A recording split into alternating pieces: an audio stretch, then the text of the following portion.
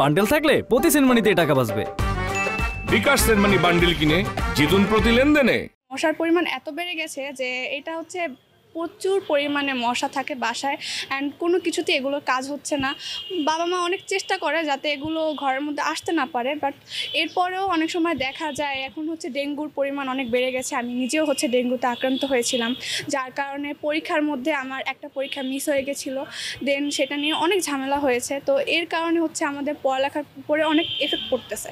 তো আমি চাই যে হচ্ছে সিটি কর্পোরেশন এটা নিয়ে কিছু একটা করুক, একটা পদক্ষেপ নিক, যাতে আমাদের ভবিষ্যৎ প্রজন্মের জন্য কোনো সমস্যা না হয় অ্যান্ড আমরা হচ্ছে ভালোভাবে পড়ালেখাটা চালিয়ে যেতে পারি। আমরা মশার জন্য কোনোভাবে বই পড়তে পারতেছি না, স্বাভাবিকভাবে জীবনযাপন করতে পারতেছি না। মশার জন্য সবসময় আমরা আতঙ্কে থাকি, আমাদের মধ্যে একটা ভয় কাজ করে কখন আমরা অসুস্থ হয়ে পড়ি। আমাদের অসুস্থ হলে তো আমরা লেখাপড়া কন্টিনিউ করতে পারবো না।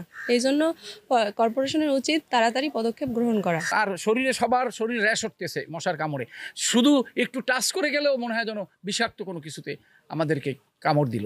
এরকম একটা মশার উপদ্রব শুরু হয়েছে নতুন। এটা আমাদের ছোটোবেলায় এরকম কোনো মশা দেখি নাই যে এরকম মানুষের শরীরে এরকম বিষাক্ত কোনো ফুলে ফুলে ফুলে ফুলে যায়, এরকম একটা অবস্থা হয়েছে মশার। মূলত বড় একটা সমস্যা হলো মশা। যেমন মশার উৎপাতে আমরা দেখা যায় যে দিনের বেলাও একটা জায়গায় যদি দাঁড়াই তাহলেও মশা হাত দিয়ে সরান লাগে, এত পরিমাণ মশা। সিটি কর্পোরেশনে এ নিয়ে বহুতবার আমরা বলার পরেও তারা হয়তো কোনো উদ্যোগ নিতেছে না, বা ঔষধ দিতেছে না, বা দিতেছে কোনো কাজ হইতেছে না। আমরা মশার উৎপাতে অতিষ্ঠ হয়ে যেতেছে। যেমন আমাদের বাচ্চা কাচ্চার বিভিন্ন রকমের সমস্যা দেখা যায় যে মশায় কামড়াইলে বিসি ওঠে বা খুজলি পেঁচড়া হয়, এই দিয়ে অন্য অন্য রোগ চলে যায়। এজন্য আমরা চাই যে আসলে মশা নিধনের জন্য সিটি কর্পোরেশন যেন ভালো কোনো একটা উদ্যোগ নেয়। আমরা বিগত কয়েক বছর যাবৎ খুব কষ্টে আছি মশা নিয়ে। একটা ওয়ার্ডে অর্থাৎ একদিনে 4টে ওয়ার্ডে কাজ করা যায়।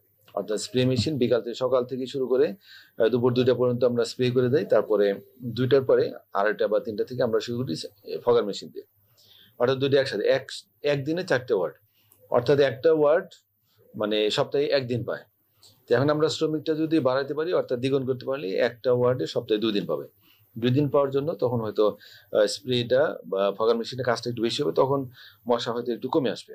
যেটা দরকার হলো যারা নগরবাসী আমরা যারা আছি তা আমরা যেন নিজেরা পরিষ্কার পরিচ্ছন্ন, আমরা নিজের ঘর বাড়ি পরিষ্কার থাকবে, যেখানে সেখানে ময়লা ফেলবো না, জানালা দিয়ে ময়লা টয়লা ফেলে ড্রেনের উপর ফেলে দিই, এই কাজটা করবো না। এটা যদি না করি, আমাদের নিজেদের ঘর যদি পরিষ্কার পরিচ্ছন্ন থাকে, শহরের ভিতরে যত ময়লা আবর্জনা আছে এই ময়লা আবর্জনাগুলো আমরা পরিষ্কার করার জন্য শতভাগ উদ্যোগ দেবো।